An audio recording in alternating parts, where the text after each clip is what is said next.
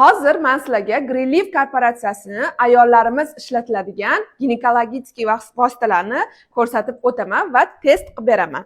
Bu bizani ayollarimiz ishlatiladigan lechebniy prokladkachalarimiz hisoblanadi. Mana bu 12 taligi, bu 6 taligi. Mana bu esa shpris hisoblanadi. Ichida 6 ta bo'ladi. Bu 3 haftaga yetadi. Endi hozir men sizlarga mana bu bizani ishlatiladigan ginekologический prokladkamiz hisoblanadi. Bu Greenleaf'ga. Mana bu ночной, bu дневной. Mana bu har kunlik ishlatiladigan ежедневка hisoblanadi. Endi bu mana bizani Greenleaf korporatsiyamiz prokladkachasi. Hozir men sizlarga ochib ko'rsataman, test qilib ko'rsataman. Buni bu yoqqa qo'yamiz. Mana bu bizani ko'chada ishlatib yuradigan prokladkamiz hisoblanadi. Buni ham hozir ochib ko'ramiz.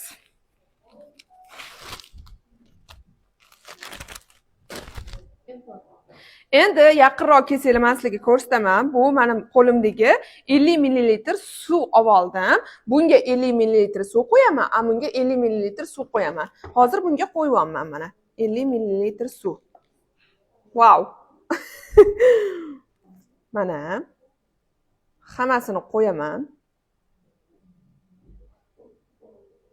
Endi bunisiga qo'yamiz 50 ml suv. Mana. Ko'ryapsizlar? Bir xilda qo'yamiz.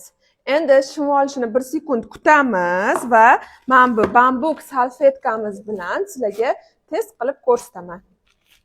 Mana hozir endi bambuk salfetkani ikkiga buklab, bunga bitta bambuk salfetka qo'yamiz, bunga bitta bambuk salfetka qo'yamiz. Bu cheti endi hisobga olasizlar. Mana o'rtasi. Mana. Mana. Mana. Nimani ko'rdinglar? Qizlarjonlar, hurmatli qizlar, hurmatli ayollar. Biz nima ishlatib yuribmiz mana? Hozirgi kungacha mana yana 3-sini qo'yaman. Endi shu prokladkani ishlatib yursanglar, sizlar polniy ginekologik kasallik o'zingizlarga orttirib olasizlar. Bizani prokladkamizni ishlatsanglar, kasallikni umuman yo'qotasizlar.